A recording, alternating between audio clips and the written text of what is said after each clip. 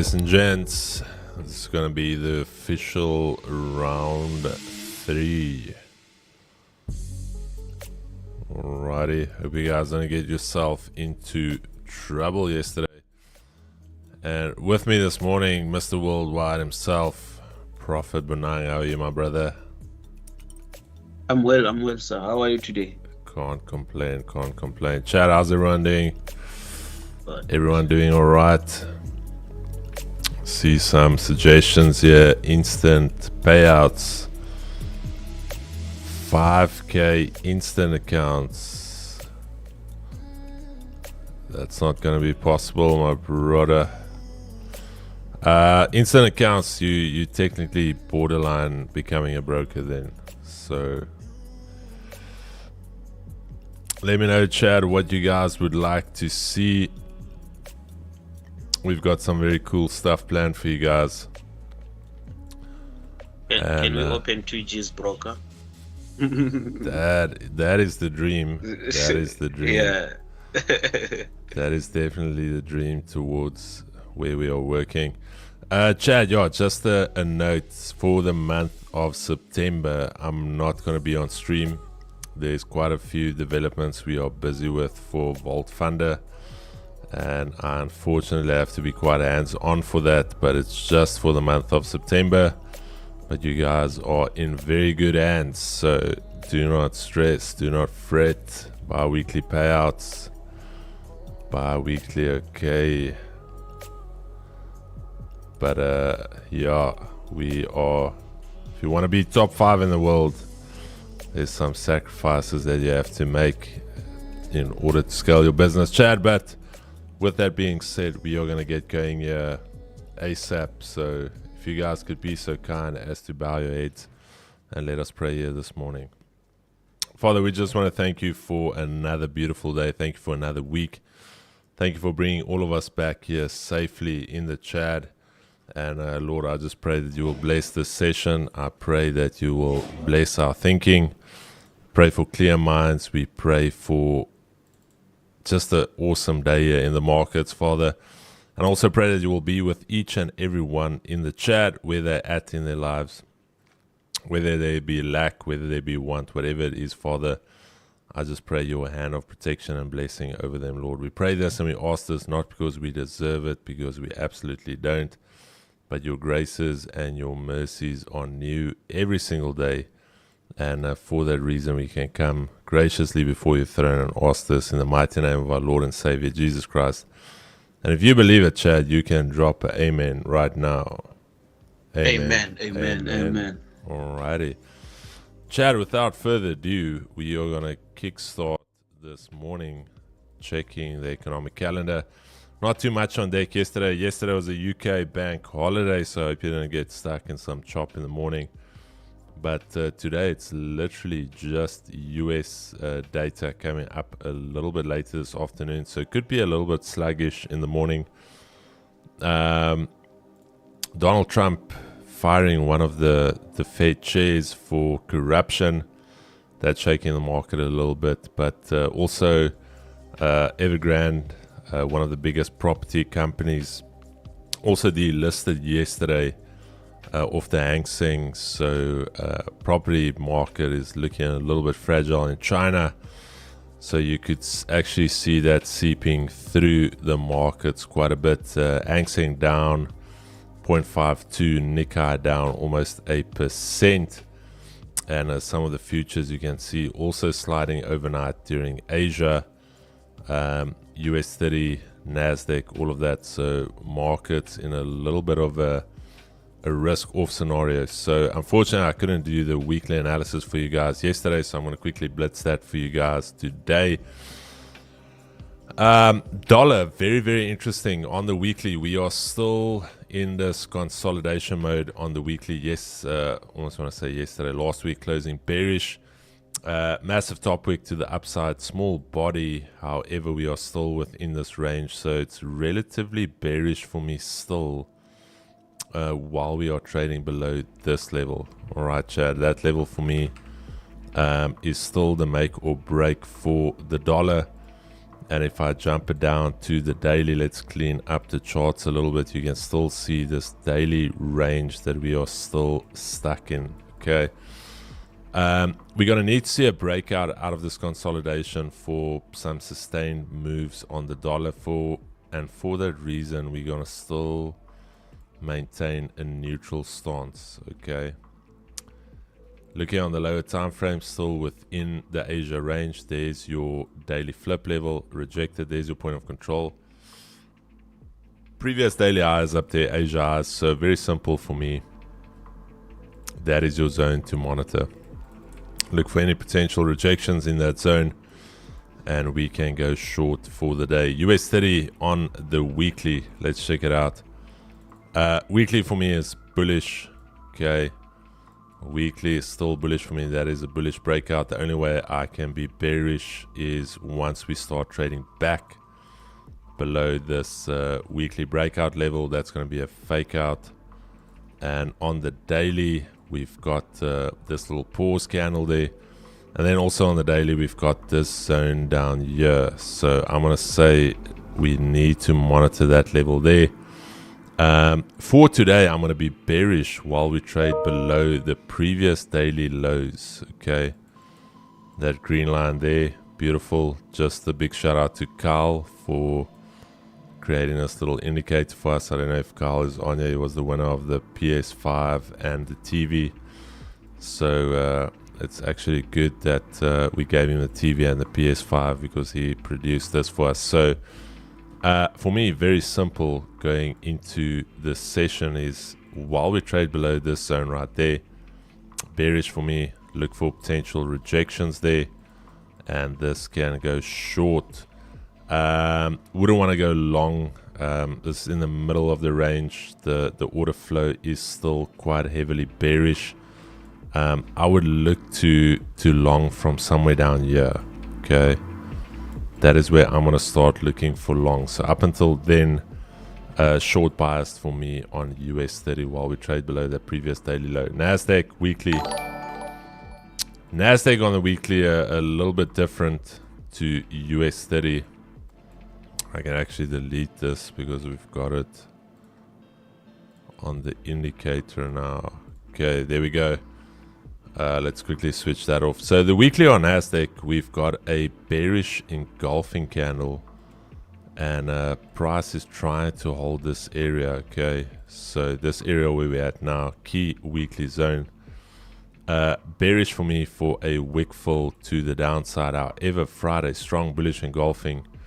There's that daily level. So again, if we can hold above the previous daily low, and this area right here, I do think we can go bullish.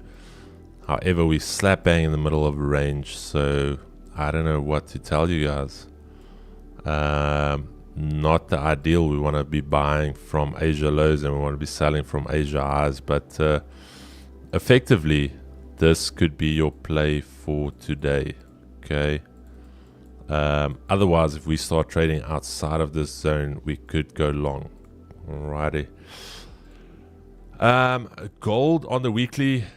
Gold, very interesting as well. Weekly is very, very ugly and chopped, Chad. If we look at the weekly, it's been very overlapping. All of this price action here, no direction as of yet on the weekly. But breaking it down to a lower time frame, I'm going to show you something now. There's your previous weekly high. Last week closing bullish, and we are effectively stuck inside of this range, Chad. This is your weekly range on gold.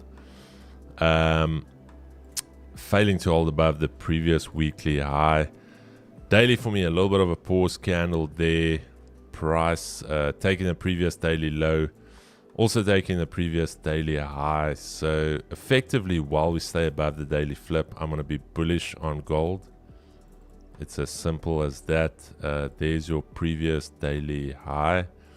I'm going to be bullish. However, if we start to reject this zone, we could go bearish. If we start trading above it, we could go bullish. All right. So Interesting little area here. There's your previous weekly high.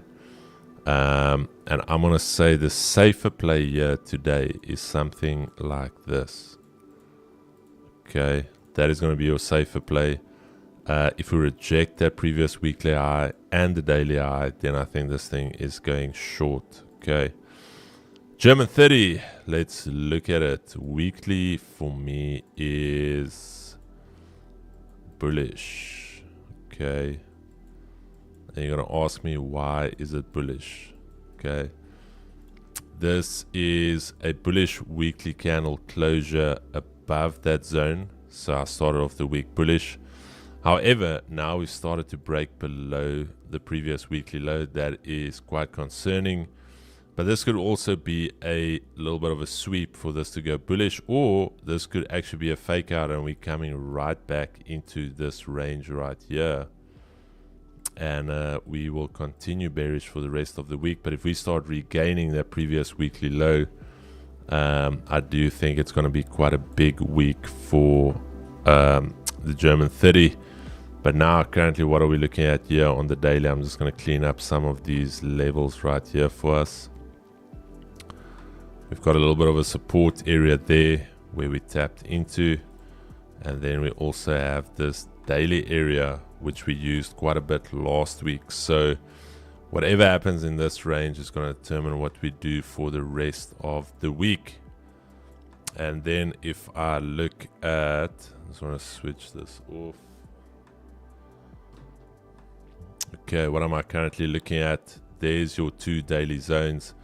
Rejecting the previous daily low, there's your 200 EMA, and there is your point of control right there. So I want to see, what are we going to do here at Asia lows? It is very likely we'll first trade in here. If we can start to hold above Asia lows back inside, I'm going to trade this back to Asia highs. Otherwise, no trade for me. Otherwise, the other trade idea is something here. Okay, if we get something like that, previous daily low, that key daily level, your 200 EMA, then we can take it. But it's now currently at an interesting point where it can flip either way. Point of control is sitting here, got a little bit of a range going on here, and then also we've got this steep drop. So if I take it from these highs and I go to a line chart, I think it's clear to see that these highs are getting lower, and you can also see the low structures being broken. Okay, so this could just be a consolidation for that leg to just give us another move down.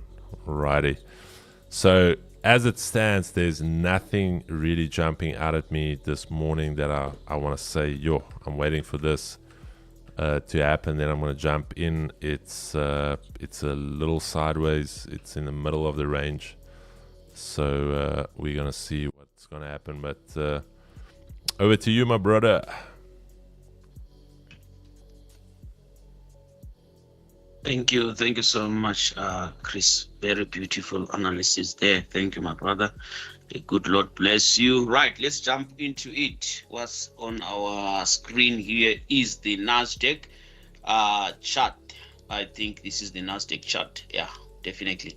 Right, looking at the market conditions or the market structure as of yesterday, we did not take a trade. I think I mentioned very well that it's wise, it would be more wise for us to just observe the way this price is going to behave, looking at the fact that our key zone is above all the way there, and then we look at the fact again that the previous closing price was a bit lower, so all the way down here is a bit far. So now, as of today, at least we have got something that is promising or giving us some hope that we are going to do it this way. But a very tricky one as well for the day.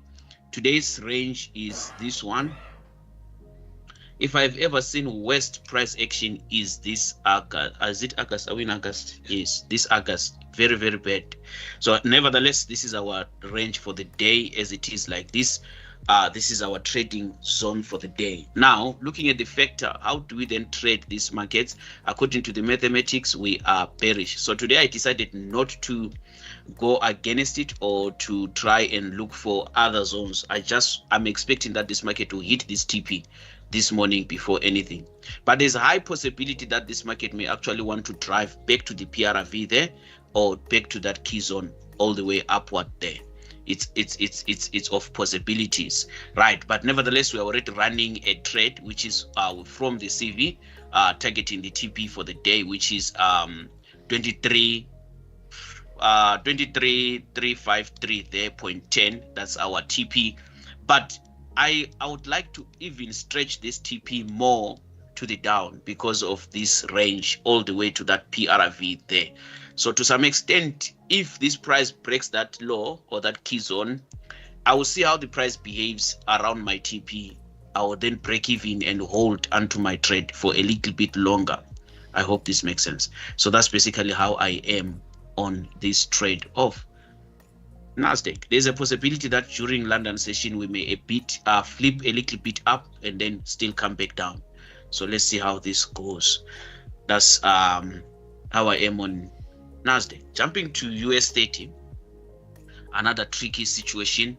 All right, so yesterday what I expected was, for example, the market to go back at least to the key zone. It didn't.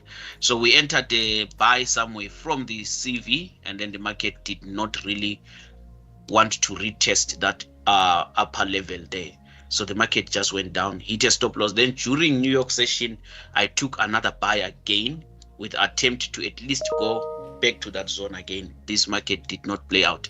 Nevertheless, there is a all-time high projected price that this market is supposed to go to, which is 46,477.97. I hope this makes sense. So at this point, as it is like this, today the market is bearish. Let me put it this way. So yesterday's range was like this. This was our trading range, very wide apart. This is what I spoke about. If you are entering a trade there, you would rather look for sales. Unfortunately, I was going to look for sales at least in between the high and my entry level. So it didn't work out like that. So now already the market is sliding down, going down, melting down. It's actually targeting the PRV of Friday, which is a wider range to the down, almost 800 points from where it is going down. So right now, today's range again is this one, which is somewhere here, PRV, and this one. But there's something funny and very, very much interesting here. PRV is above the high, which means it's actually showing signs that this high is weak. So there's going to be broken. There's a high possibility that this market may actually shoot up, up, up, and up, and up. But nevertheless, before then, since we are trading below our today's low, we are expecting this price to at least hit the TP or this PRV of Friday. The price of around 44,785. If we hit this range, then we can start to look for buys somewhere here.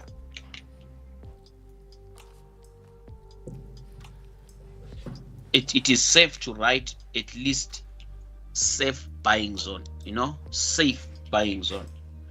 This does not mean that's the only way to buy, but it's safer to buy from here other than anywhere where the price is currently sitting.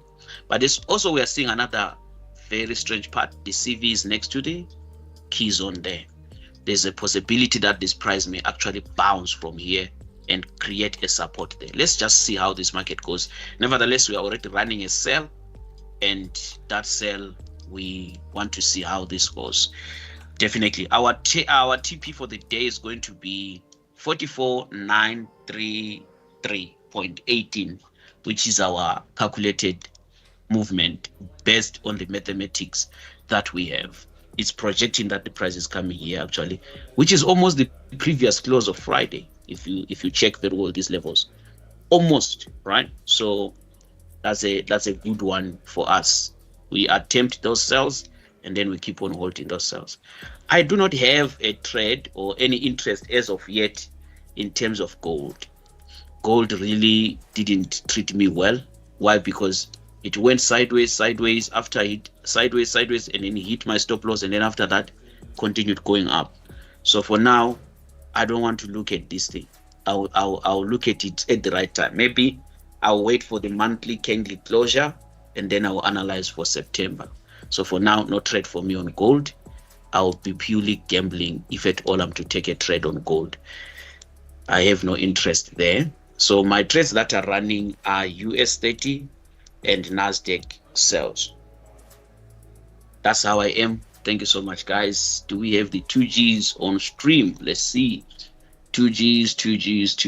Ruzani, first to comment 2Gs. Beautifully done. Thank you, guys. Thank you. Prophet's wall looking like Dr. Decrease. Surgery of Proverbs. Thank you. Thanks, Chris. I am done, sir. Over to you. Alrighty, Chad. Hope you guys are ready. I think markets need to settle in a bit, but we'll see. 5 more minutes. So, For Nang short there on is that Nas? Yeah, Nas. NAS and US 30, all of them I'm on shorts. I'm on short on US 30, and also I'm short on NAS. No trade on gold, nothing at all. Gold. Why is my trading view so laggy? So I'm going to make myself some coffee before. Perfect. Just in the next 5 minutes. You Thank don't you. have to stress at all. Chad, get comfortable. Could be a slow morning here. Everything's still within the range.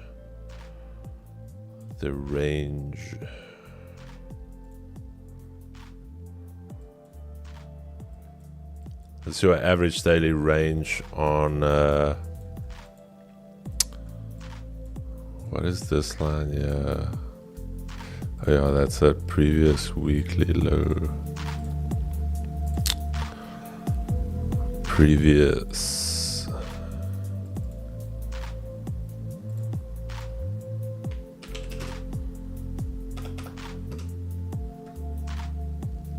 Road to 20k has begun. Let me just check. I think we are almost there.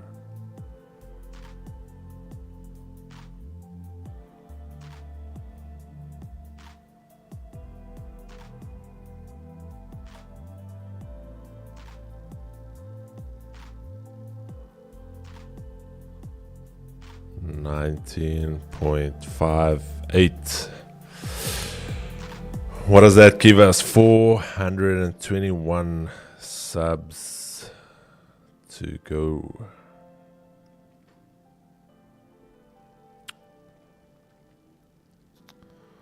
Do you guys take anything yesterday? Any idea where that volatility? Jin, one of the biggest property companies in China, delisted. I think it's Evergrande, if I'm not mistaken. Give me 1 second.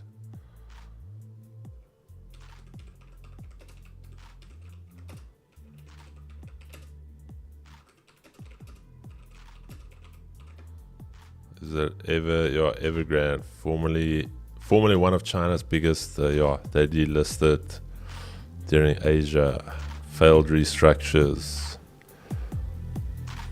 Evergrande delisted, China's biggest property sector. And then also Trump fired one of the Fed chairs.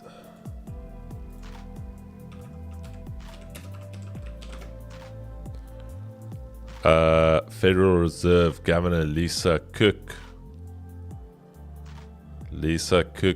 just got cooked by Trump. A lot of guys saying let him cook, and he cooked Lisa Cook. So yeah, that's hey, Trump cooking there. Oh, Chad. 1 minute. 1 minute, and we're going to open up these markets. Then we're going to see where we're at. Lisa Cook is cooked officially. Somebody's saying stick a fork in her. She's done. All right.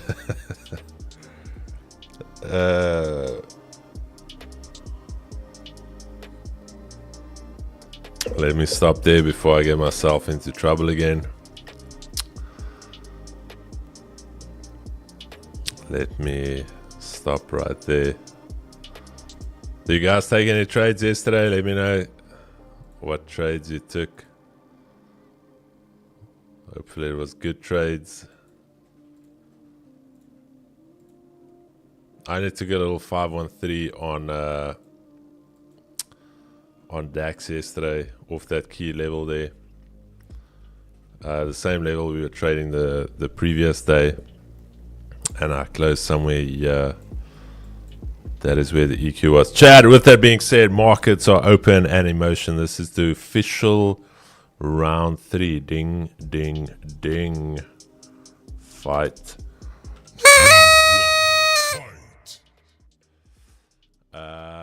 Yeah, I took some positions there. I closed out there.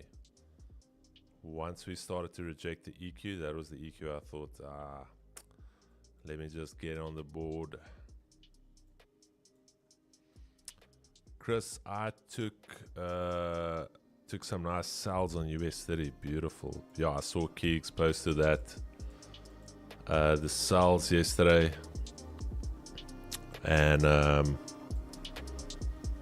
yeah, here's the thing, Chad. If you have a very big week, like last week, you're gonna at least expect some type of pullback, and especially after a big day like that. So very seldom will you get a big day like that just continuing.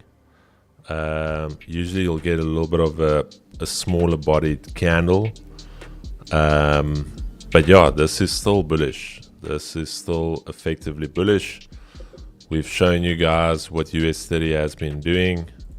It will push, it will range, drive, range, drive. So we are still effectively bullish. There's nothing as of yet to tell us that we longer term bearish. All of this is a little bit of profit taking, and like I mentioned, I'm patiently waiting for that level to get hit. And then I will strike the buys. Audio drops when there's a spike in volume. I think it is a filter that we've got on.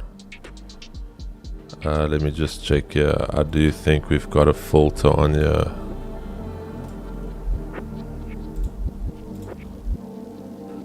No, we don't. Let me just check here quickly. Filters. No filter. I do see that it is in the red. I think that should be better. Yo, it's still in the red. 1 2 1 2 1 2. I think Kigo pumped it up here a little bit. 1 2 1 2 1 2. Chad, we should be back. 1 2 1 2. We just need Bonang to come back. Chad, are we back? I think we are back. We're back. We're back.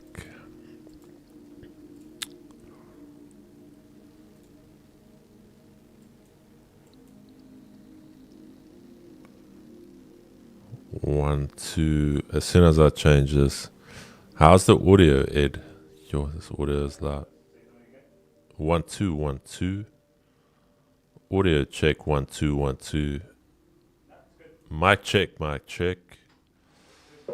Checking the mics, loud and clear. Timo Wi-Fi, yes, South African Wi-Fi.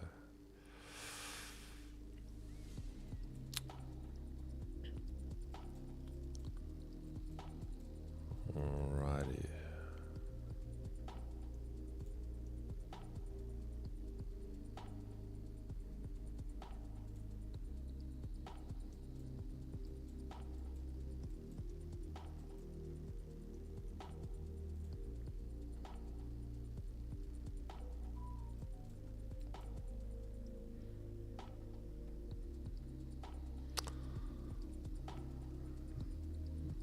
Yo, I think Lisa. Yo, Chad, you guys are wrong.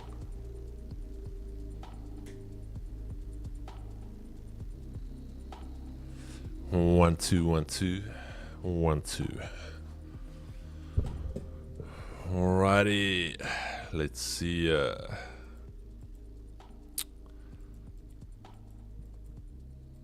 US 30 nice drop there from the previous low. What is dollar doing? Dollar just edging the boys here. NASDAQ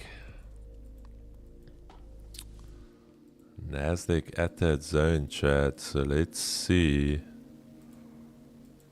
what she's gonna do.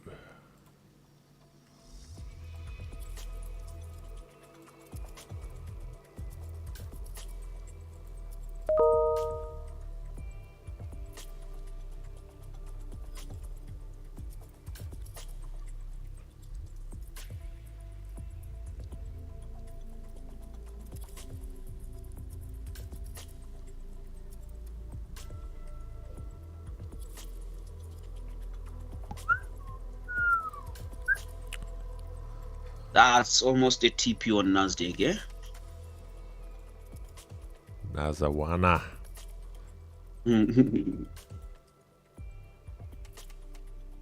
Stream buffering again. Chad, I'm going to give you guys a Google form to fill in with some of the features you would like to see. And just for your collaboration on that, we will send you guys a special discount code. So I'm just waiting for the guys to cook it up for me. And then also in the works, I'm not 100% sure how long it's going to take, but we are going to apply for a category 2 license in order to actually, if somebody is showing promise, to actually appoint them as a portfolio manager. So busy with all of the compliance and the applications for that. So similar to, I think it's FTMO Prime or Quantlane. So that is the next step. So traders that show promise will actually get the opportunity to trade. Check my WhatsApp. Oh, Mo, what a legend. Let me check it out quickly.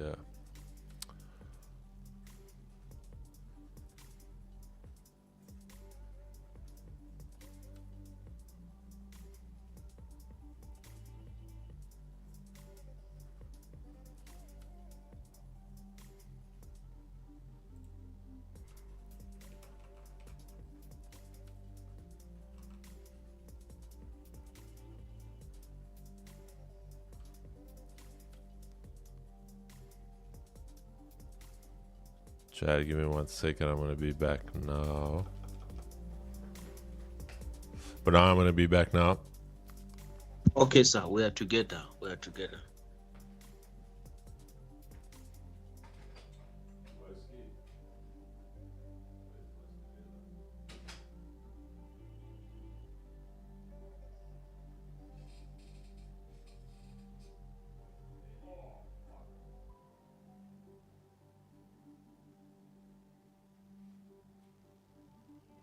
See how this USD plays out.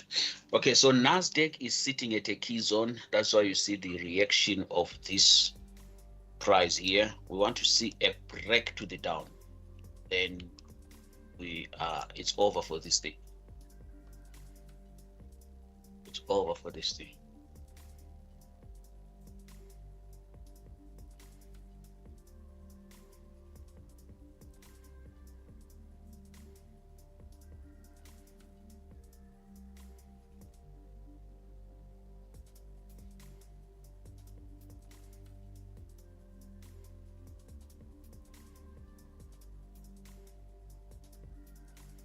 certificates behind Mr. Bonang. Yes, those are prop firms payouts.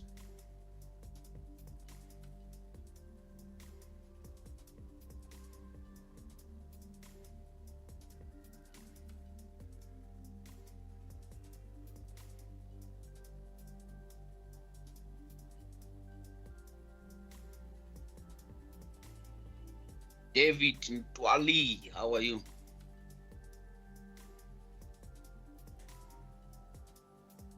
Saint, how are you?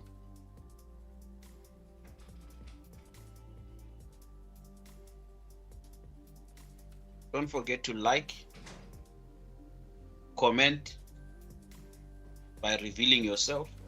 Don't hide yourself. And copy the link and post it on your WhatsApp status. Very, very important. Okay, Chad. Let me see if it still works. Beautiful. Okay, it does work.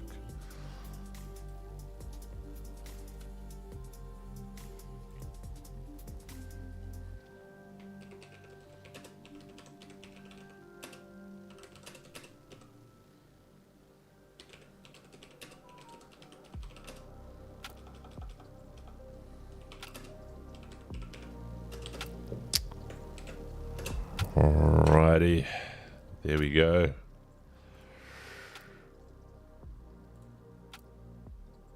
Welcome, my brother David. US 30. I'm good, Saint. I'm good. Nice to hear you are good also.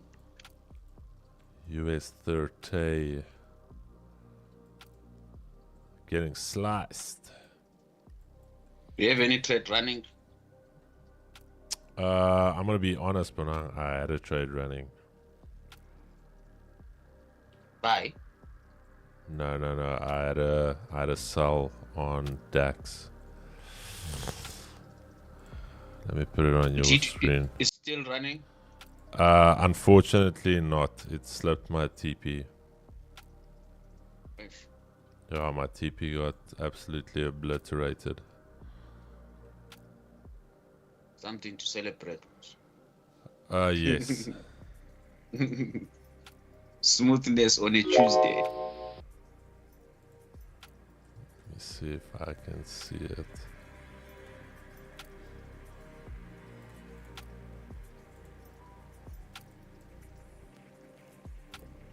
Just show the chat here. Chat, sorry man, it was before stream, but I don't know if they can see it there. DAX. So it was based off that idea that we rejected the previous low, and I executed from there. It's around about 8 o'clock, and I just targeted Asia lows. So nothing too major, just some wallet padders.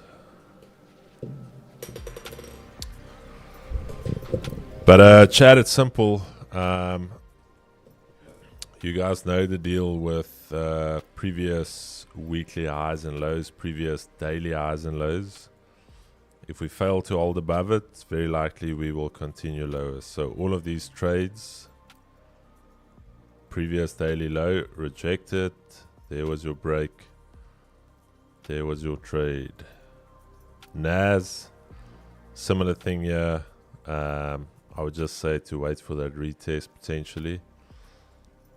But same with DAX. Previous daily low. Oh no. Chat, let's go back here.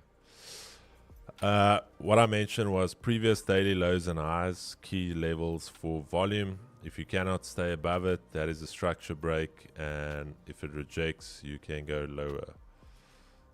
Same with DAX. I took it after we rejected that previous daily low and expected price to trade into that zone.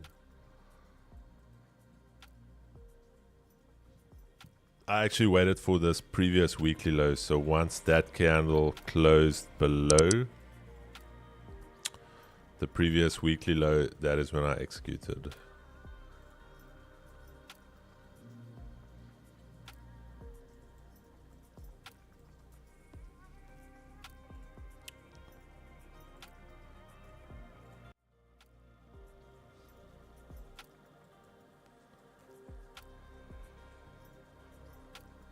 So this was a gap on Friday, left and abandoned by the market.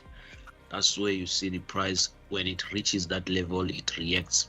For example, this level, gap filled, and then price may drive up. But nevertheless, let's see if we cannot push beyond this level here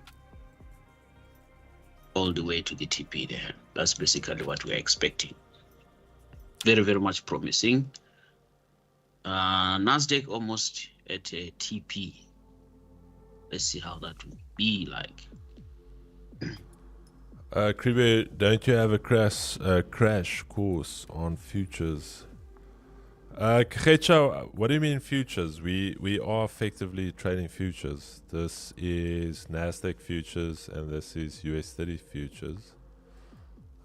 What are you specifically looking for? Are you specifically asking about how these instruments would trade? Because the only difference with a futures account is your minimum contract size. I believe there's no spread on a futures account, but yeah, this is futures. So you get the futures market and you get the cash market. So the cash market is the one that's only open and can be traded during actual market hours. Futures is the one that trades 24 hours a day.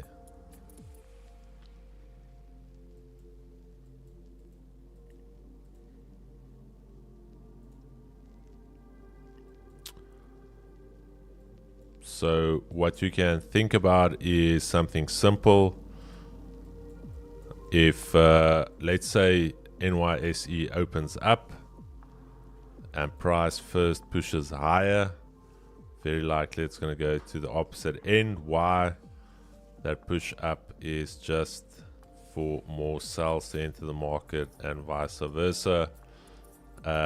Mark out your previous daily highs and lows, and then obviously you've got your Asia session highs and lows.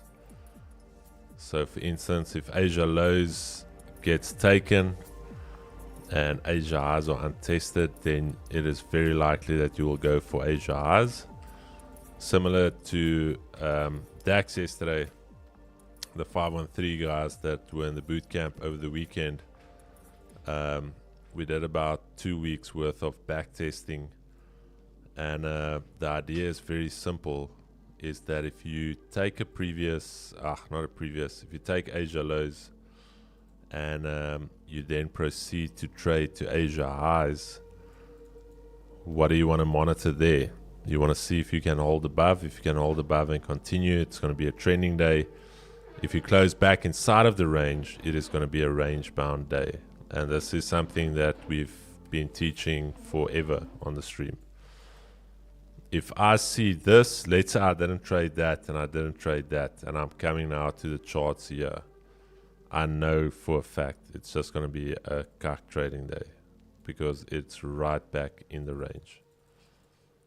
So you can use your Asia range as context. You'll see for the most part. The other scenario is, for instance, US30. Why I didn't buy US30 yesterday for the 513 was the following. I think it was NAS or US30 that had quite a big move below Asia low. Yeah. Big move below Asia low. You had that rejection there of Asia low, failed to hold above it. And then later on, NASDAQ actually gave a very nice buy yesterday after this hold. Yeah, I was just too, I don't want to say too scared yesterday, but I was monitoring this level here after we held above the 200, we had this consolidation. We failed to go lower. There's that key daily zone. And as soon as this closed, I was like, Asia eyes, easy target.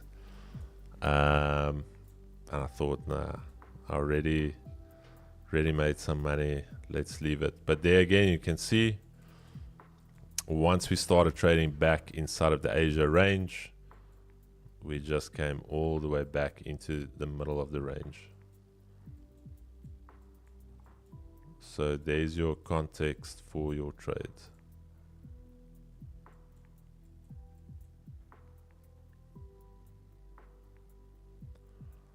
The ADR indicates from Kyle just needs the... Yeah, Ruxi, I'm going to ask him. I'll ask him to add the Asia range for us, but it's working very well. Is Kyle in the chat?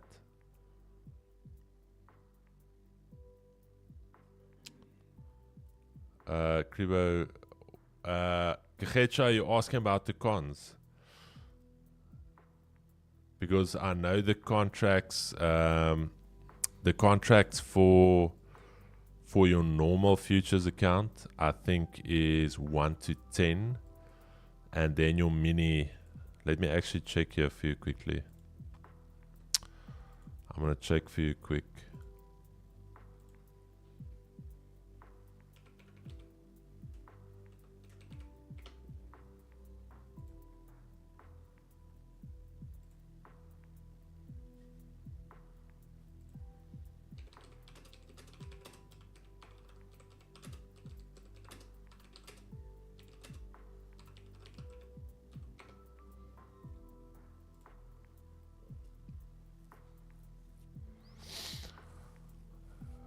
Okay.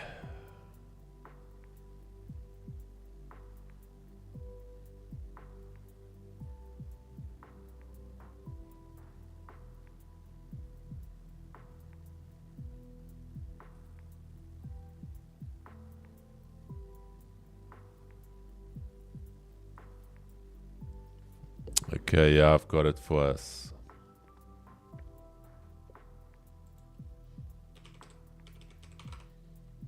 It's a little bit different. Let me grab it here quickly.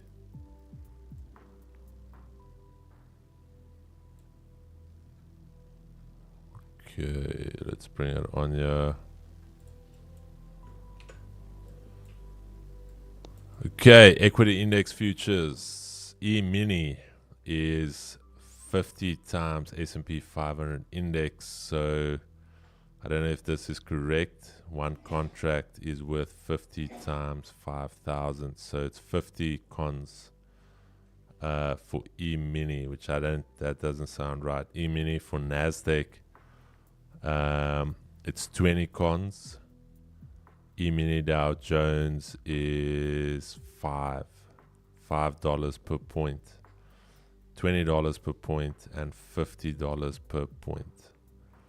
So effectively, if this is correct, E-mini Dow Jones, $5, so that would be equal to a 0.05 on Volt Markets or 5 lots on your standard. I don't know if somebody maybe wants to correct us that's in the chat here.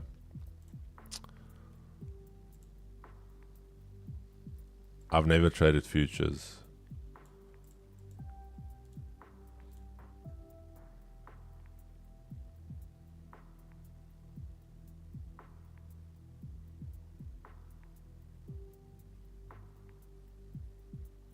It's a 2G's indicator, my brother, but I think you can just get one on your standard indicators.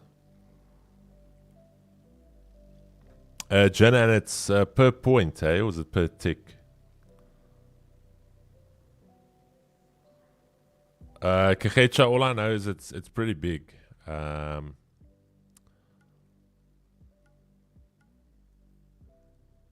No, $50.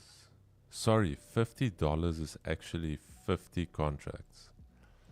So, for instance, on Vault Funder, for instance, if you had to trade the E-mini, that is 50 contracts.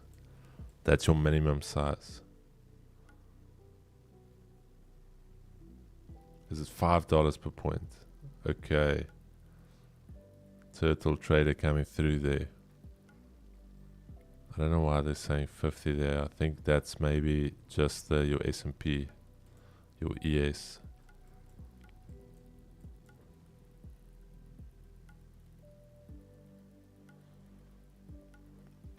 Colby, there's also a video, my brother.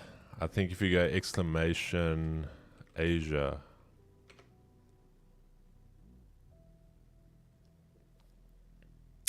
But Vault Fund is still a spread. Yes. But raw pricing, my brother. So the spread is like 1.5 points. The only thing with futures though is your execution could be slipped a little bit depending on the liquidity in the market. If you're trading obviously a real futures account, you are directly linked to whichever exchange it is. Could be Chicago, it could be Charles Schwab, wherever you are trading from. So those contracts are actually visible on the tape. So there needs to be buying and selling going on there.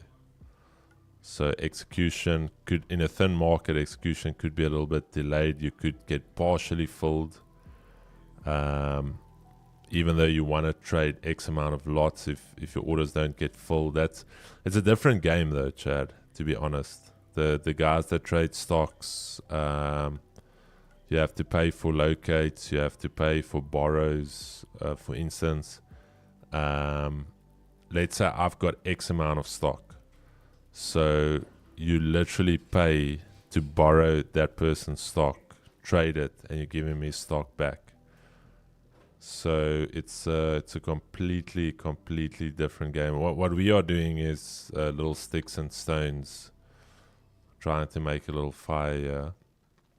But once you start, the stock guys, for instance, the guys that trade, let's say low float stocks, there is a chance you don't get filled on your orders. So even if you've got a stop loss, nobody's willing to buy at that level. You sit with that stock. You're in cuck then. Plain and simple.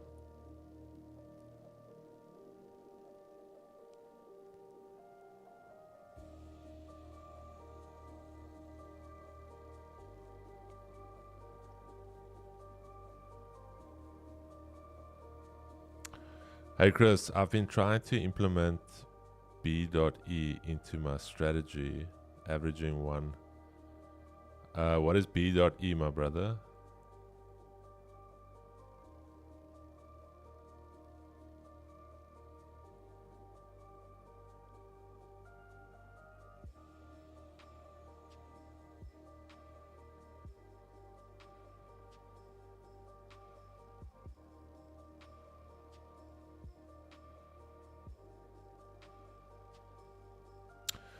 Gareth, I haven't seen that. If you can, maybe I'll look into it. Obviously, Vault Funder, Dow Jones Trader. We've not looked into it as of yet. There's a few things we need to do before we can do it. We actually need to register with the SEC. So yeah, I'm not saying never. You can never say never. You have to adapt and move. But for me currently, the Cat 2 license is more important because there's quite a few things hinged on that. The Category 2 license. And it will also give us the ability to actually, if we see a trader does well, you can actually get him to trade a portfolio. Chronic, I saw your message. I kept you on red so I don't lose the message. So I'm going to check it after stream. I think your name is Dominique, eh? What up with the Asian spa music today? What up? Now we are relaxing, Amina. We are chilling. If Vault offers one day, I'm all in.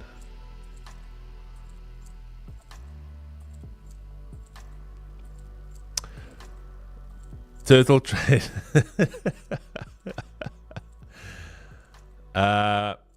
You guys know what the only thing is, the tech is very expensive.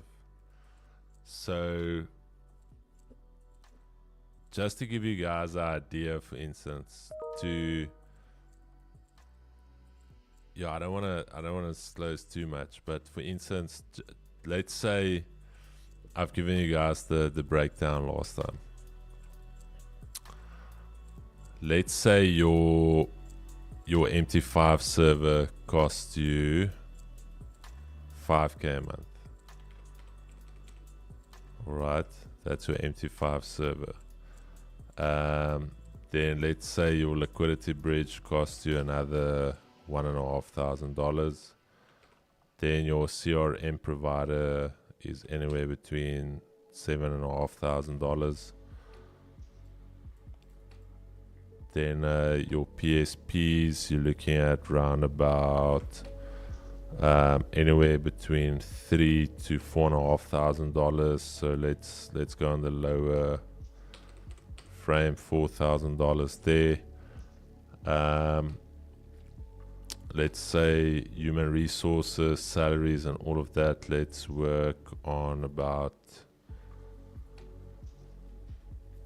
around about $20,000. No, 15.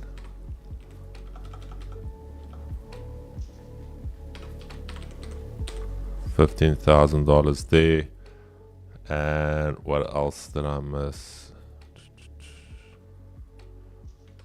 Okay, let's say officers, looking at about $2,000. Okay, we're not going to add miscellaneous expense. So that is your base cost of running a prop firm, whether you've got one client or whether you've got 10 million clients. Okay, that is your base cost. So looking at this, looking at 5,000 plus 1,500 plus 7,500.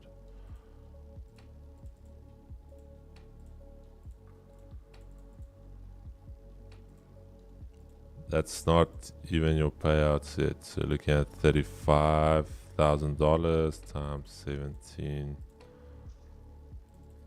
So your monthly cost just to keep doors open is that.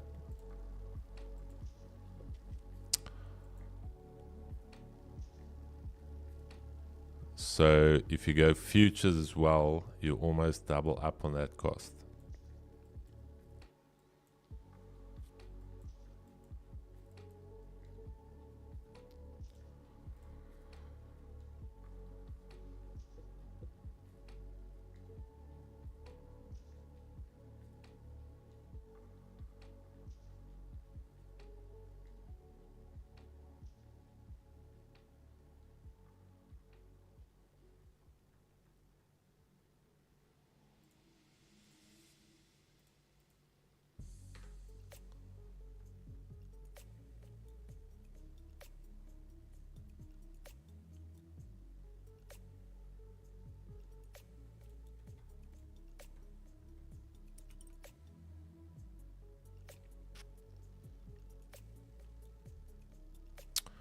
But here's the thing, South Africa barely knows about normal prop firms. What are they going to do when it comes to futures?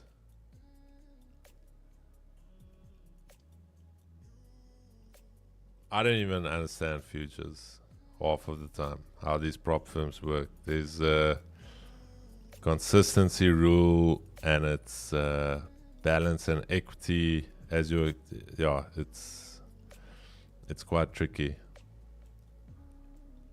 So the more money you make, the less money you can lose, and then you can effectively lose the account while you're actually in profit.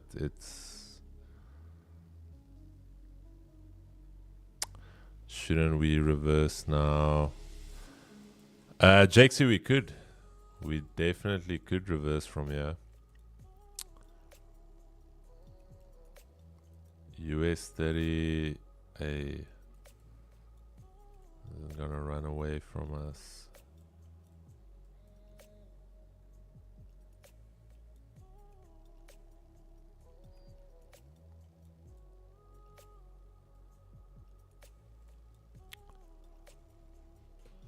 All right, Chad, there's the dollar, previous daily high, daily flip, rejection there. So we could go lower from here. All right, so could see a bounce here on equities. NASDAQ. That's why I said wait for that retest there, failed retest.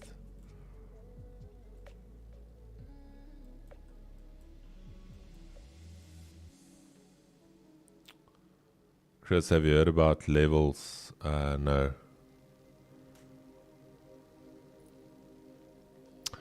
Futures have a lot of rules and some are confusing.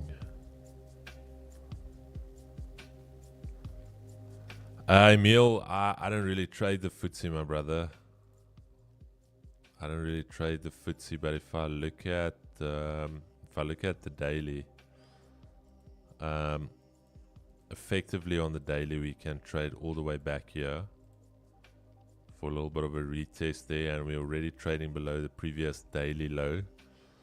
So yeah, for now that's 2 standard deviations.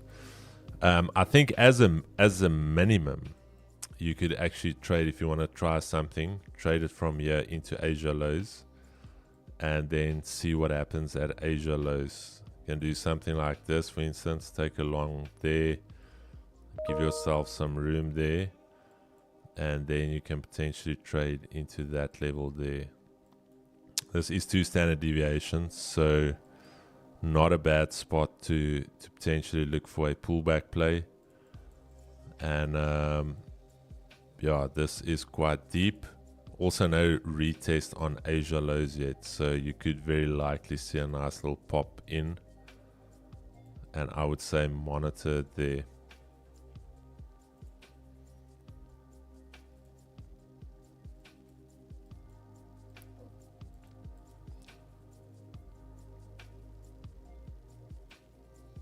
R270 for a $2,500 prop account, high corner.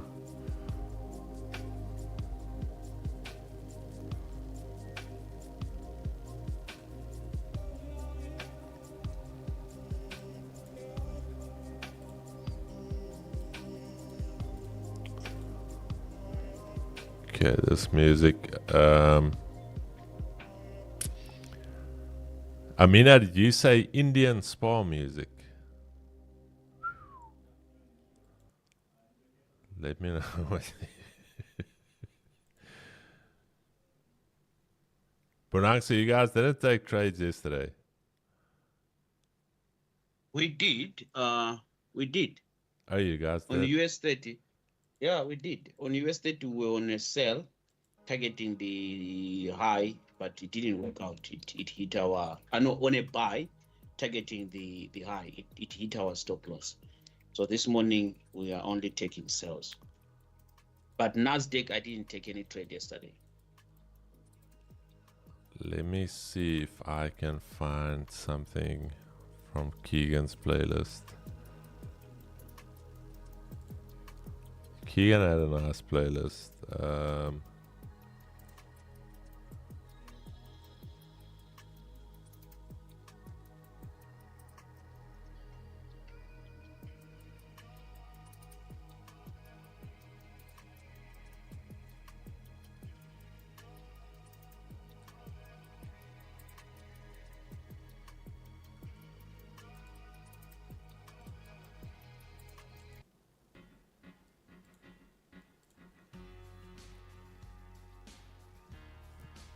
Asian Spa.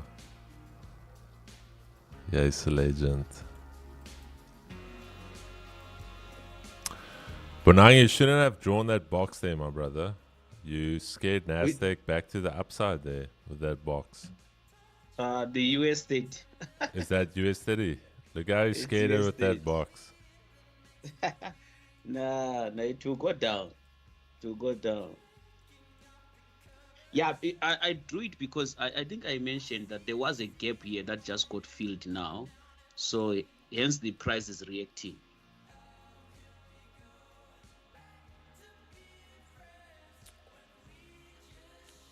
Gold is looking very good, Chad. This if you're a swing trader, you wanna get stuck in here. This is where real men are made.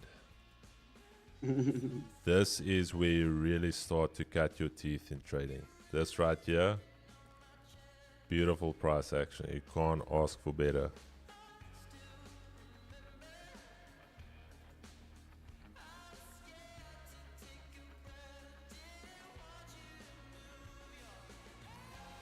I am in.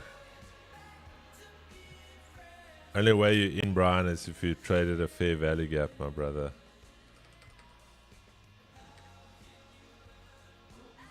Brian traded this fair value gap here, Chad.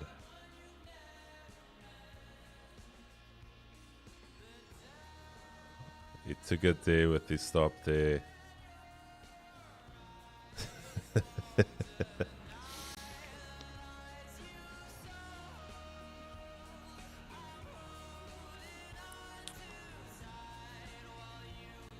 What is this level that I drew here?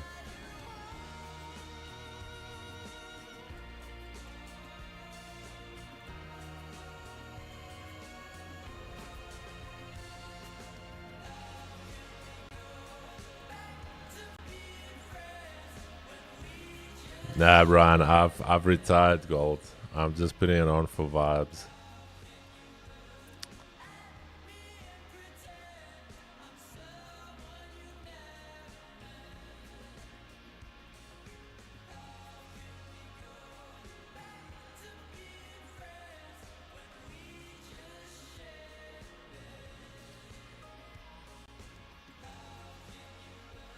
Nice.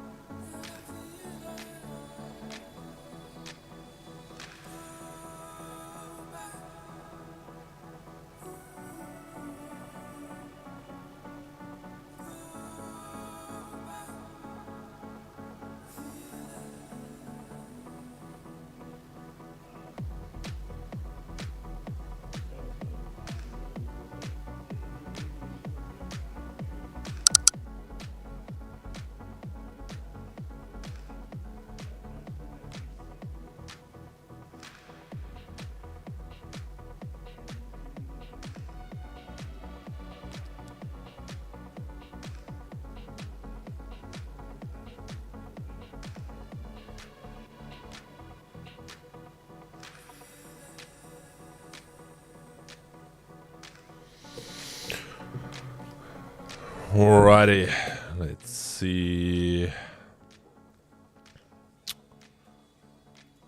Nas.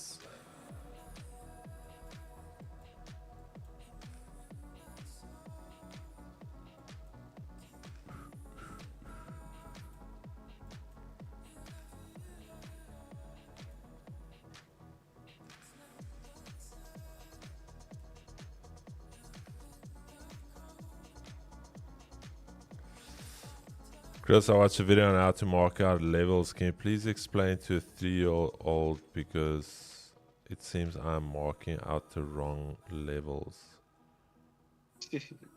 Are you talking about support and resistance levels? Chris, with the real estate company. Remember, the yen is the Japanese currency. The Chinese is the yuan. The Chinese yuan.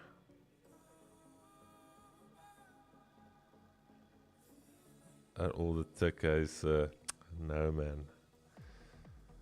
Nee man, Etty.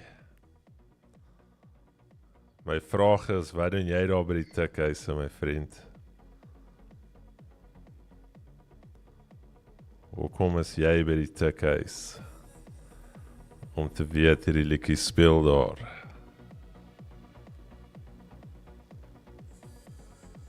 Dis die vraag wat ek moet vra hierso vir Etty.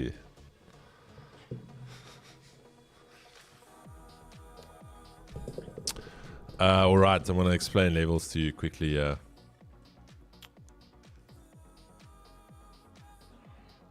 I'm going to explain levels here to you. Alrighty, so easiest way. Did Keegan still chalk our chat box here? Oh, there's it. Okay. Alrighty, my brother. So the easiest way to do it is you can start off with your daily. Alright. I would suggest you start off with your daily to get your major key levels. Okay. Now think of a level as either one of two things. A extreme point where price rejected and moved away from. For instance, that level you just moved away aggressively. That level right there, you moved away for a couple of days.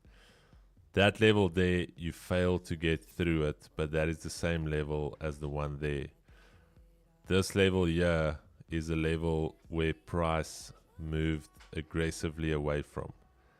That level there, price moved away from it. So you're looking at points of reaction where price reacted from.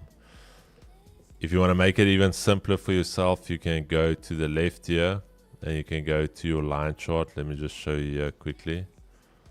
You can go there, line, okay. I'm going to use the line chart as well. So then on your line chart, you look for areas of resistance or support.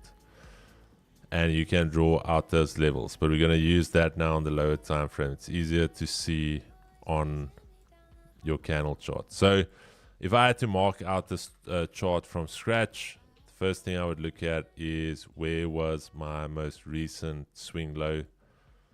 My most recent swing low formation was there, okay, because from there we started breaking market structure to the upside. Then I'm also going to look at my most recent resistance. That was literally at all-time highs right there. So this level actually comes from this level to the left. Okay. That was your all-time high level there as well. Okay, so it's significant levels. Then what I would do further is I would mark out my intermediate zones. That one right there. Why? From that level, you had a massive daily candle. Most probably one of the biggest candles since June. Okay. Then after that, I'm going to mark out this area right there. Why?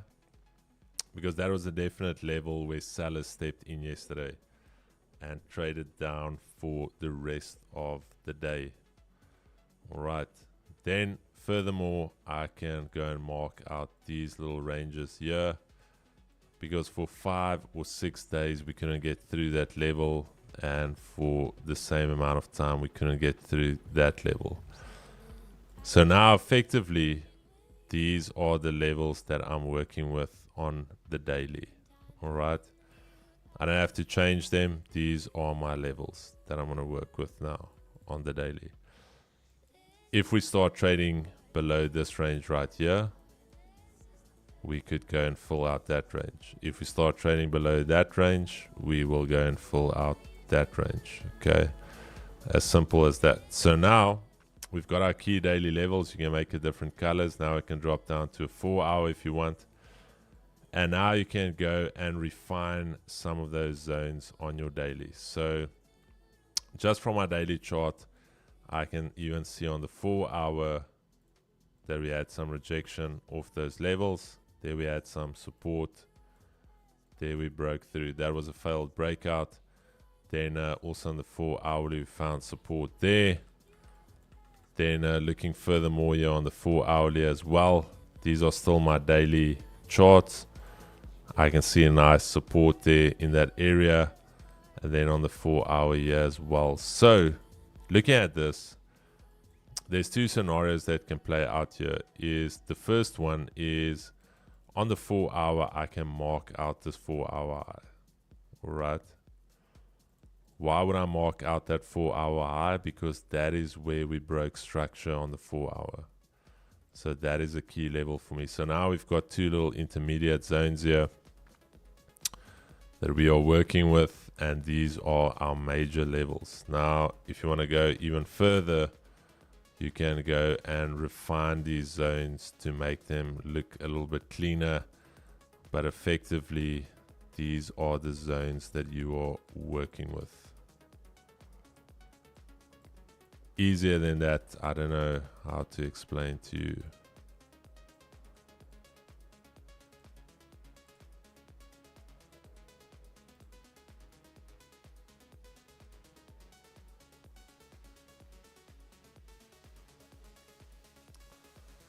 I just use the bodies. I just always use the bodies. The wicks for me, I'm not really concerned about the wicks. I only ever look at the bodies as far as possible. That's why you'll hear me talk about flat body support areas. But I'm not concerned about the wicks. I'm not marking out the wicks.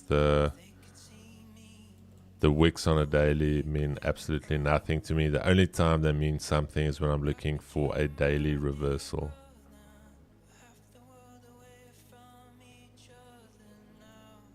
And how do you look for a daily reversal? You look for a previous daily high to be taken. You're looking for either bullish engulfing.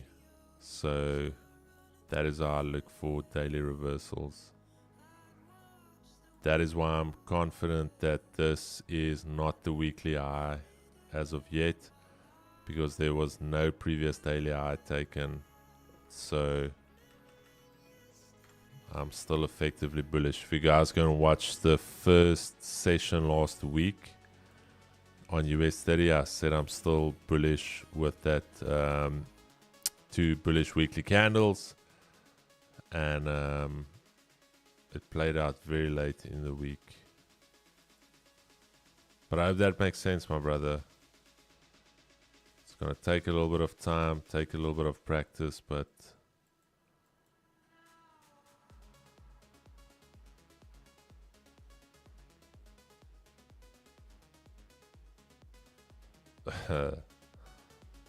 Kribo is an estimate marking out your levels to mark out. No, I don't mark out the wick.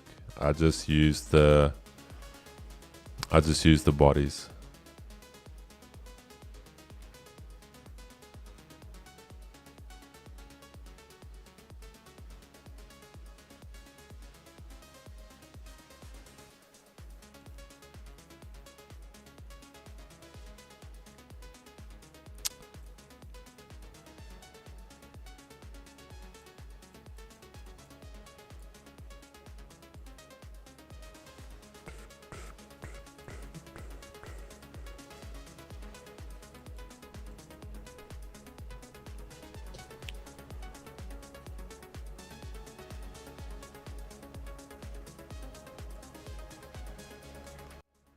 But now, how do you mark out levels?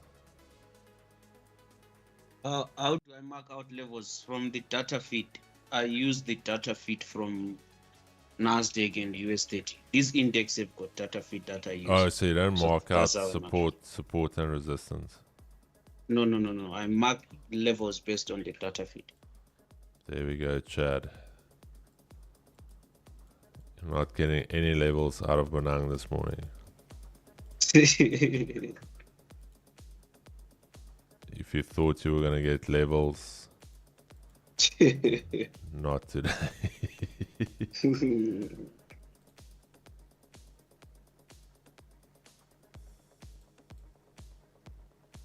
Chad, but to be very honest, you don't need anything more than your daily levels.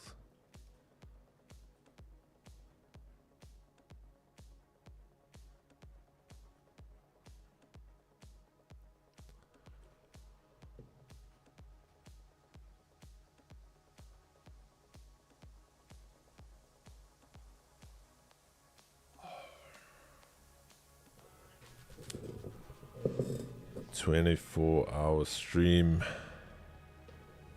Chad, what would you guys like to see on the 24-hour stream?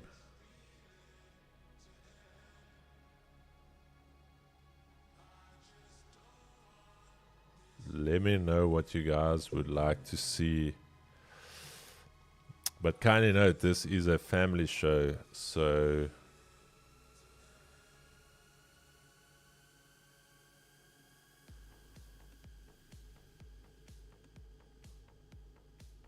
how do you confirm if it's not a breakout on your support and resistance entry levels? We've done a very beautiful, we've done a very nice thing for you, my brother. If you would do me the honors of going onto the 2G's Discord under education, we've given you all of the setups there.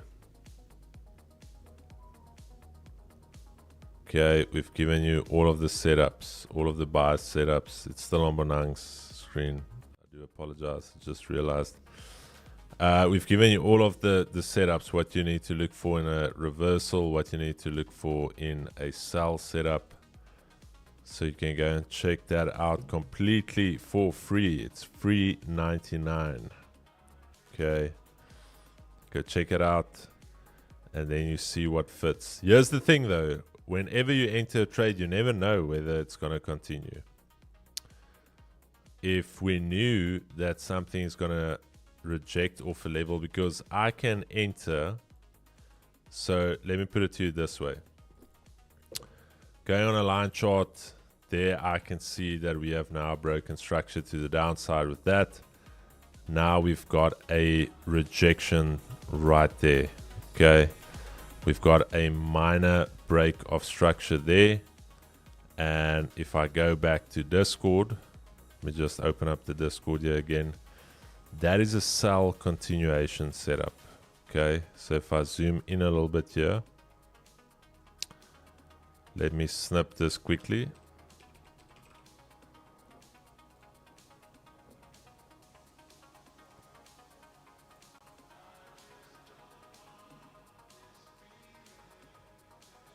Okay, let's quickly bring that onto the chart. So I copy that and I paste it here. Okay, you can see that we've got two scenarios actually playing out here. We've got that scenario right there. That one right there is playing out here. There you can see coming from a break of structure, rejection. Okay. And then we've got that sell continuation setup, which indicates you sell there. So let's say I followed this and I took that sell as soon as we break. I don't know whether it's going to continue down or not. Because with trading, we always assume we are wrong until proven right. So that's the thing with trading. You take your trade with the idea that it will go to a certain level wherever you marked it out.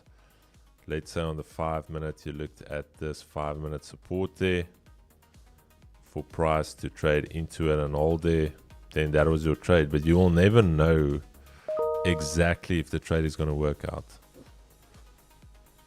because patterns fail. There's, ja. Kribo container wat jy bestel het kom môre. Wat 'n container is dit?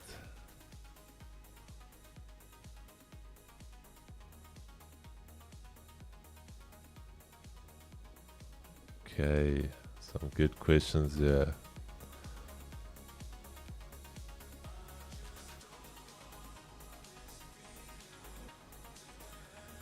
We actually have we're busy planning a poker tournament here in Port Elizabeth that's sponsored by a Vault funder.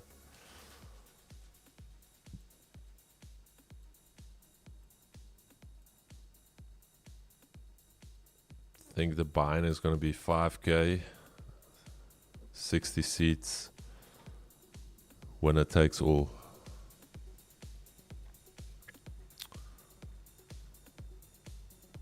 Hey, pixelated jachtbaadjies. But yeah, Chad, I can't really make it easier than this. The way we put it here for you guys, these setups, we can't really do anything more. People pay money for a little chart like this, which is actually straightforward, but those are all your scenarios you're looking at, and whichever one you see, you can trade.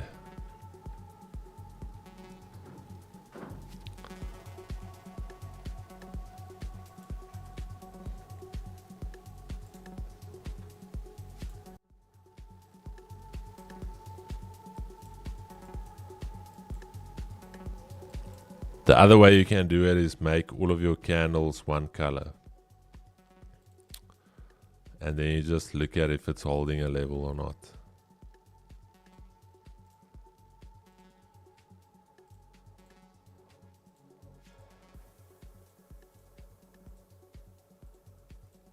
Then you just trade price. Then you forget the colors of the candles. And then you literally just look at what price is doing. Is it holding a level? Or is it rejecting a level?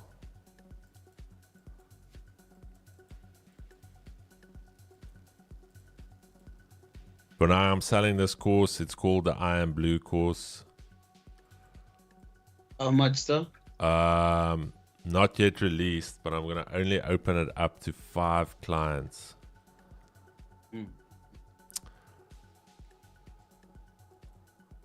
The secret to trading success is not having colors on your candles.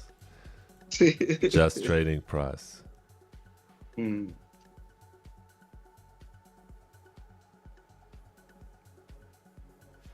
Colors, they can cause you to panic. You think price is running away from you. No, but if you think about it, we obviously seeing price in candles, but if you think about price at a certain level, if it's not getting through a level and it's showing rejection, then obviously it's not getting through that level, and vice versa. So you can make your candles one color. It's gonna take It will actually help you reduce some emotional trauma that comes along with different candlesticks, and bearish, bullish candle. You know, there are people who usually panic, Chris, who whenever they see bullish candles, even if they're on a sell, they want to run. You know. Also, if you think about it, Bonang, if you take it, even if we don't want to admit it, you are inherently biased towards a direction, and we've been the way we've grown up is that we want price to go up. If you think about it, your initial idea of trading came when you started trading stocks, or for me, for instance. So all I wanted to do is I wanted stocks to go up. So Mm-hmm. I've got a cognitive bias towards being bullish on a market. Mm. So Mm. it's going to be a lot harder for me to sell into a market than buy a market, because always since I was younger, I knew stocks, if you want to make money, they need to go up. And Just now, have to buy. yes, and now that comes into your mind where even without you knowing it, I would be more inclined to look for a buy setup than a sell setup. Mm. Mm.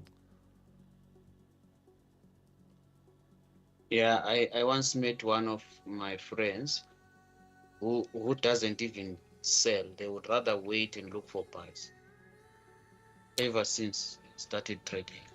Yeah, because if you think about it, Brunei, if you go, for instance, on US 30 on the monthly, Mm-hmm. and we take it back all the way to 2015, this is a bullish market. Yeah, So yeah. if you've got only a buy-only strategy, in the long run, you will be on the right side of the market. Yeah. So there's nothing wrong with eliminating the thing of how many bear markets do we really have. So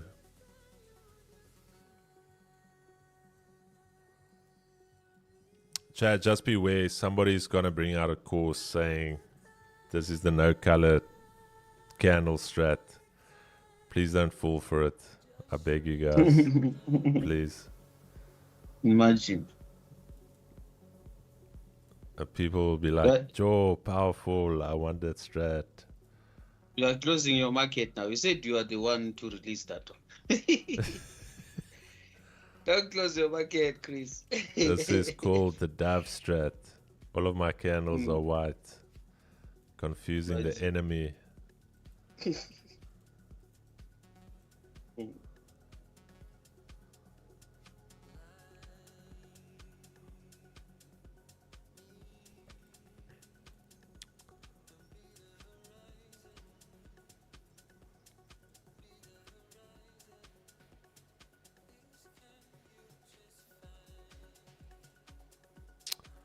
Yo, but that looks boring. I can't trade like that.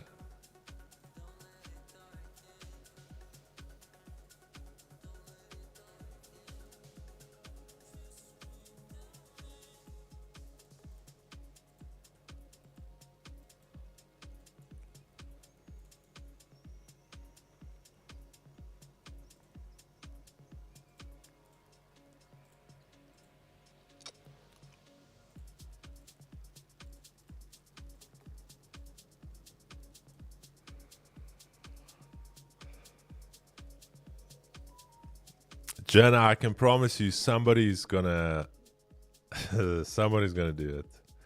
Somebody asking about NASDAQ, my brother. NASDAQ is still in this range. NASDAQ is still in this range. I would say if we can get a break of structure here, I think we can get a move to the upside.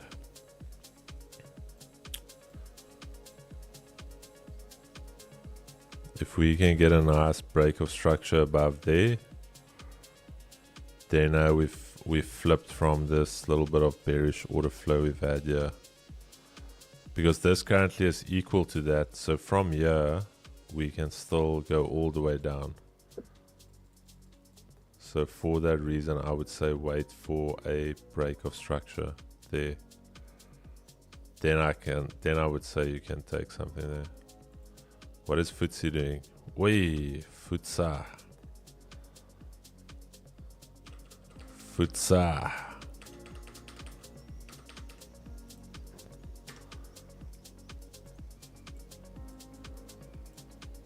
Whoever asked about FTSE, this you can take 100%.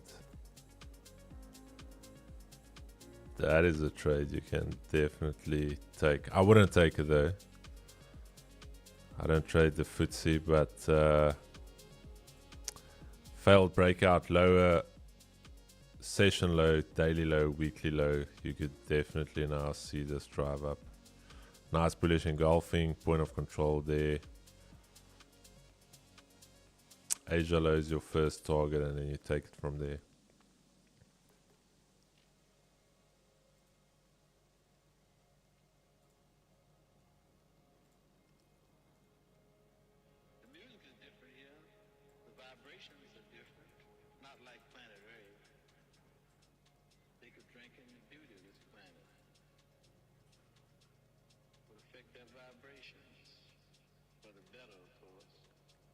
Hey, Etienne, ja, die footsies was getrade.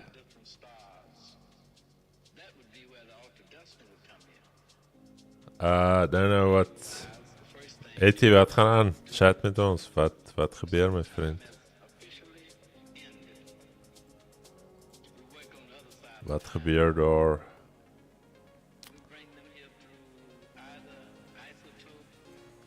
Geef vir ons die thee.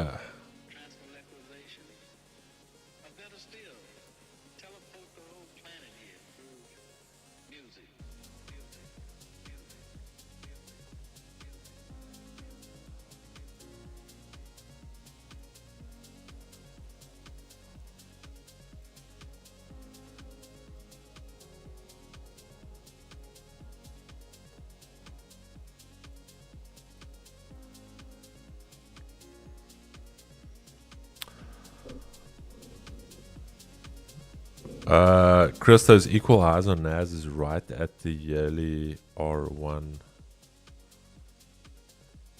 Oh, these ones, yeah. No, I do think if NAS can break out there, you could see a move first up to Asia highs, test that daily flip, then go down, but it's still...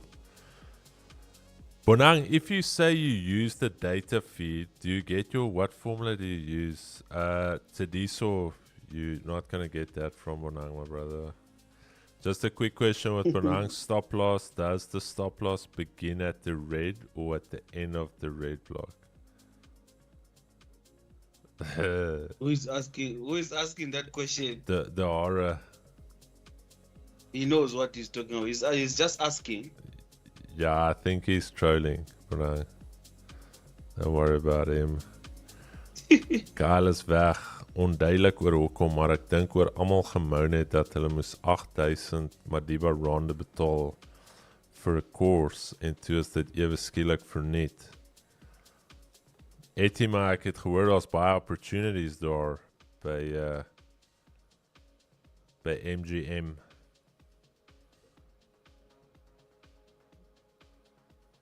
MGM Grand. How's the fun account?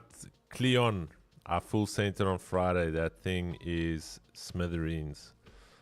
I'm currently chatting to Alex G to find out how do I bring it back, but he blocked me. So that thing was sent into the metaverse. So when I asked Alex G how do I get it back, he blocked me. So today, so you want Bonang to give the math. So ek dink meer dit was groep wat gemoun het. Yeah, I'm going to say one thing. If you... that's the thing with the consumer. You always need to consider the consumer. So let's say a consumer comes and he buys Bonang's lifetime course for 10,000 Rand last week. Last week a guy comes in, he pays 10,000 Rand. Yo, what color is this? He pays 10K and beautiful, he gets everything, he gets the maths. And let's say 5 guys did that. Literally 5 days ago. And then today, Bonang is like, hey guys, I've partnered with these guys. I'm making everything for free. Now, how do you handle that situation where somebody paid for it and they were unfortunate enough to buy the product 5 days ago and now you made it for free? So it's difficult in the sense of how do you make sure your consumer is treated fairly? Because then in all essence, if you're then making it free, I would say there needs to be at least a time span to say, hey guys, listen here, if you join in the last 3 months, I'm making it free, I'm refunding all of you guys. Then I would say that's fair. Give it 3 months. I don't know what you guys rate. 3 months? Because within 3 months, somebody would use the product or might not have fully utilized it.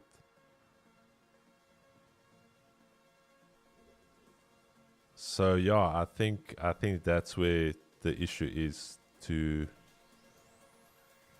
how do you make sure your consumer feels like he's also been treated fairly?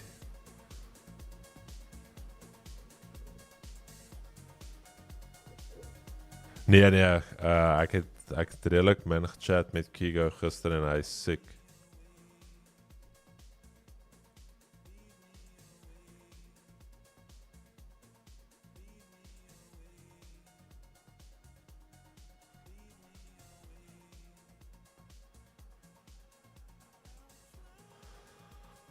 Yeah, Brian, that's why having a course is it's difficult. Like our stuff is on there, on Project G, the boot camps, all of it's there. So you can't really, if we ever want to make that entire group free, you can't cry about $750 or whatever you paid.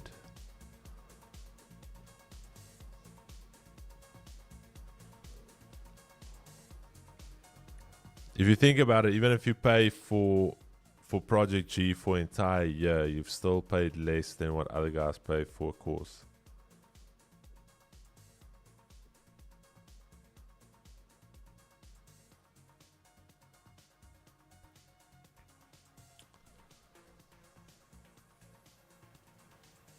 But again, Chad, it's honestly none of my business. I'm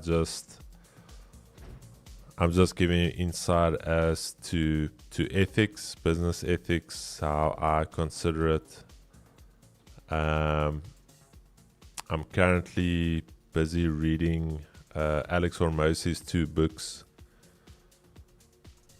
$100 million leads and then $100 million offers. And I'm clearly going to get my notebook. There's one thing that stood out for me. I'm going to grab the book quick. I'm going to be here now. I'll check you now. Okay.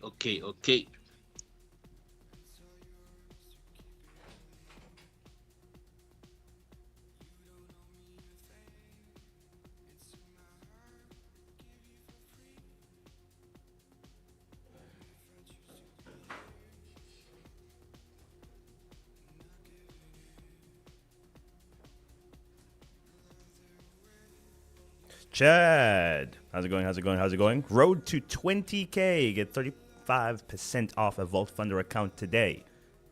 Don't tell Chris because I did not ask him if it was cool.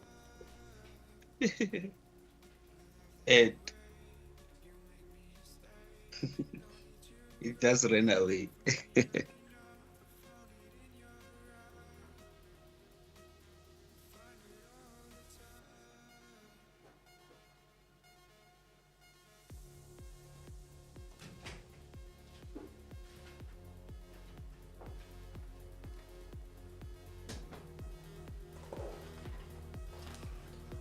Okay.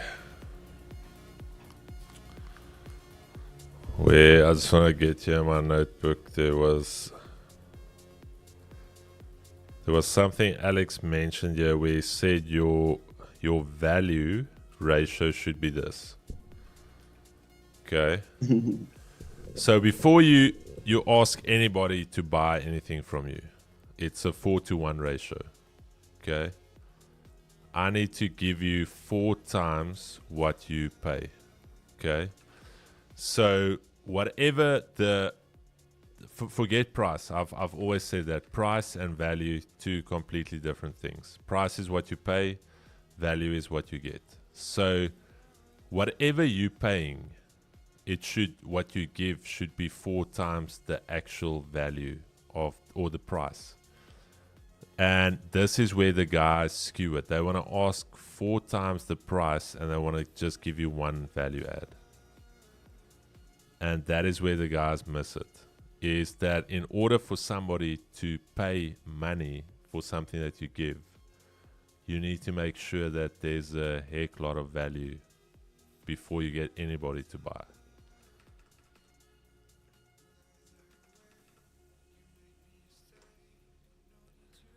Because if you think about it, Alex Hormozi for many years just gave away free stuff. Even his book, he's, I think it's $100 million leads in his webinar. It's a 2.5-hour webinar.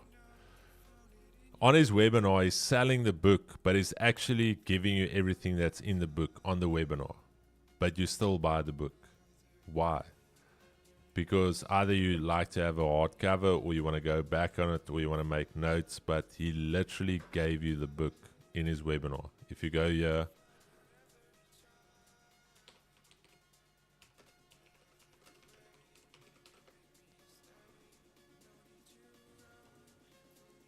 there, he launched the book, and during that launch, he gave you the book in literally in an in-person format.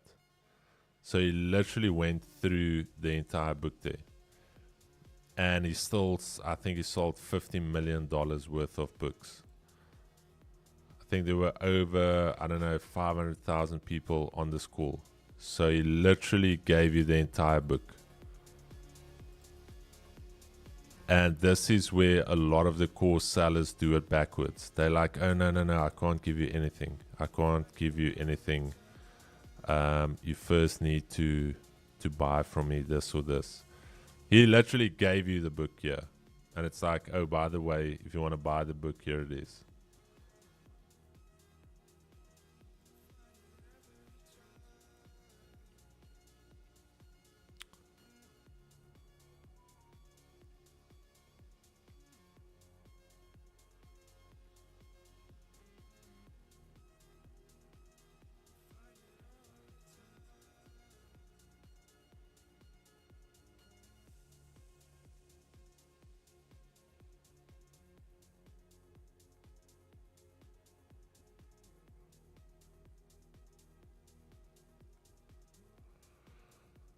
Yeah, Brian, I agree. There's you can have tiers. There's nothing wrong with selling a product, selling a course, whatever it is. But to an extent, you can't just take.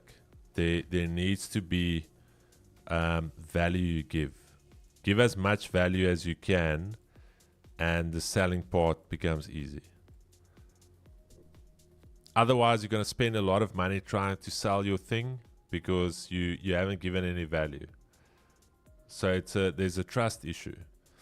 This guy's asking me 10,000 Rand for his course, but I haven't seen anything. He hasn't given me anything. I've seen some screenshots. I've seen him posing at a car, eating sushi, but where's the value? He's not done a free webinar. He hasn't done a live trading session for us to trade with him. He's done nothing, but he wants my 10K. That's why your value, you should just give a lot of value.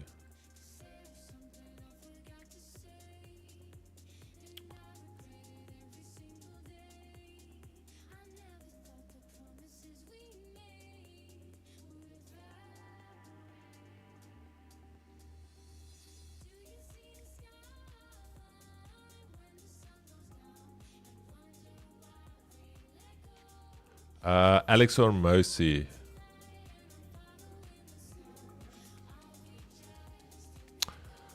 He owns the business acquisition.com.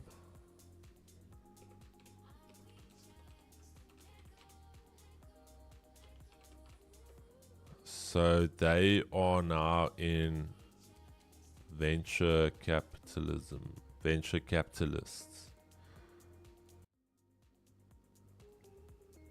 It's this guy here.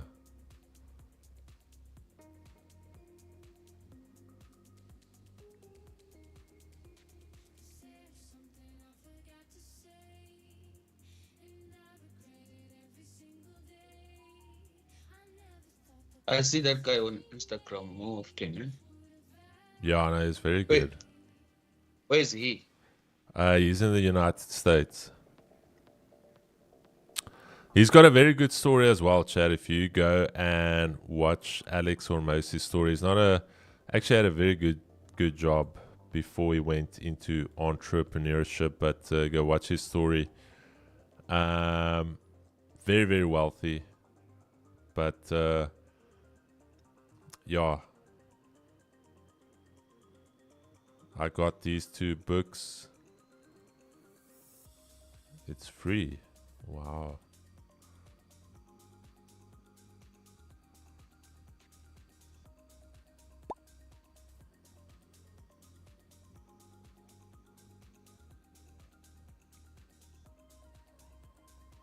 Yeah, so I'm busy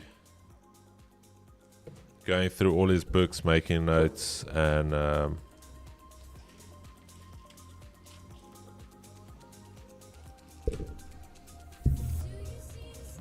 next job is scaling VF.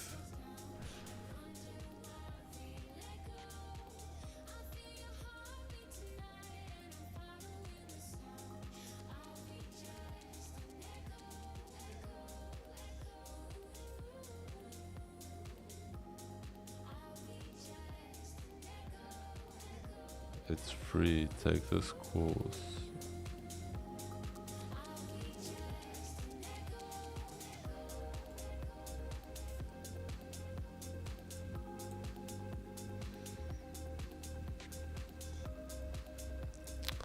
Keeks got the nose piece. Hey, Brad. The nose piece was actually in the book, so I gave it to Kigo. But Keeks is going to struggle to grow that amount of hair. Alex has got quite a bit of hair on his head.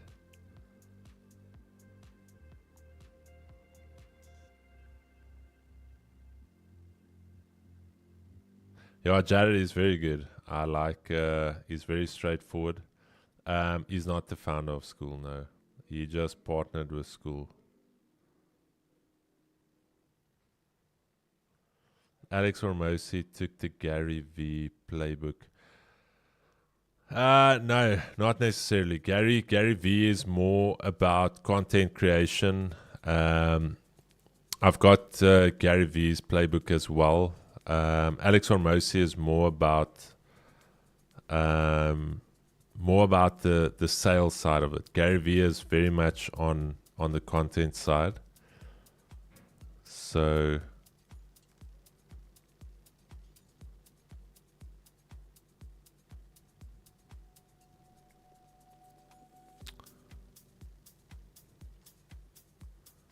Sleepo Kigo. Yeah, so Gary V's thing is just he's big on content. So what Gary V says is you start with a big piece of content, you shoot a long form piece of content, and then you basically break that big piece of content into a lot of tiny, smaller pieces of content, and then just building a massive content machine. Where with Alex Hormozzi, it's more about the offer, and it's more about how do you generate leads? How does a business make money? So for you to increase your revenue, you need to increase your customer base. They are directly correlated. So if you don't have new clients coming in, or clients to call, or clients to market to, your revenue is just going to remain stagnant. So, yeah, I think they both have very good points, but they bring up a different element, both of them. But I like both of them as well. Just like in the industry, if you are to make a lot of money in trading, increase your lot size. There we go. Increase your lot size.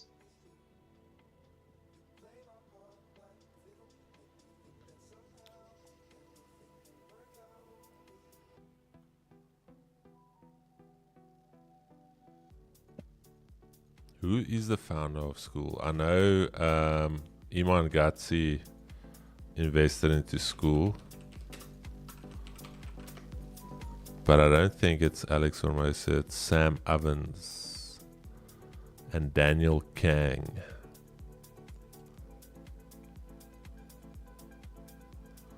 Squill. Alex Hormosa just partnered with them.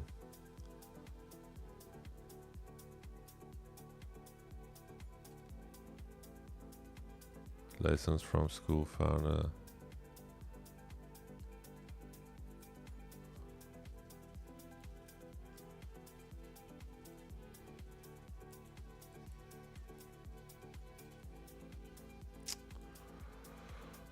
Alrighty, Chad. Let's see.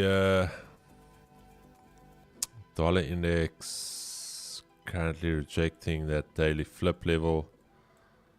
I do think once it starts trading below here, you could see equities run a little bit to the upside. And we could see the dollar index going for that 200 EMA. US 30 still relatively muted here, muted price action. I would actually expect now US 30 to go for Asia highs in that daily flip now, Chad, if I'm being very honest with you guys. Or it could just be consolidating here for that next move lower. I'm definitely going to be a buyer in this area. I'm going to be looking for potential reversals there. I'm still effectively bullish overall on US 30. So I'm going to wait for that move into that zone. Could happen during NYSE. NASDAQ. Yeah, NASDAQ, I think we can also see a little bit of a move up. Just take note, we've got that 200 EMA there. You've got your daily flip and Asia highs, so quite a bit of trouble to get through. So you could see something like this and then coming back down. Okay, first trading up to then trade lower. Gold in that zone we spoke about. So I think if gold can break out of this zone, you could see a very nice move on gold here today. But if we continuously reject it, I think gold can trade lower, but a little bit choppy at this stage. Germain 30. Obviously, I was bearish on the day. Took my little short piece into Asia lows, but I do think we can now go to Asia highs, but I'm going to have to wait for this daily candle closure before executing there. How's this FTSE looking? Hey, where's that FTSE that dude? Nice little bullish engulfing, failed breakout. Let me know how the FTSE goes. But now, any closing remarks, my brother? I think it's like watching paint dry here at this stage. All right. Sorry for that. Oh, Jesus. What happened? Okay, let's quickly jump into it. I am on NASDAQ chart right now. Well, the market closed within the range. That means there's a high possibility that the market may bounce from there, from where it is sitting all the way to the previous close, from that previous close all the way to the key zone there. So that means if this does not work, if we don't hit TP now, we have to really sell from the high. That would be my sell entry at a later stage, and sell from the previous close. That would be my sell entry number 2. And then here will be my sell entry number 3. I would have expected this price to actually hit TP before maybe driving all the way up. Unfortunately, we can see that there is a rejection that happened here, and the fact that this price closed inside our range, that is an alarm, or it's alarming that this price may actually drive all the way up. But nevertheless, we are not managing this trade. It's either stop loss or take profit. There's nothing that we can do in this scenario. We're not going to close this trade up until take profit is hit. As soon as the take profit is hit, I am entering buys. No negotiations.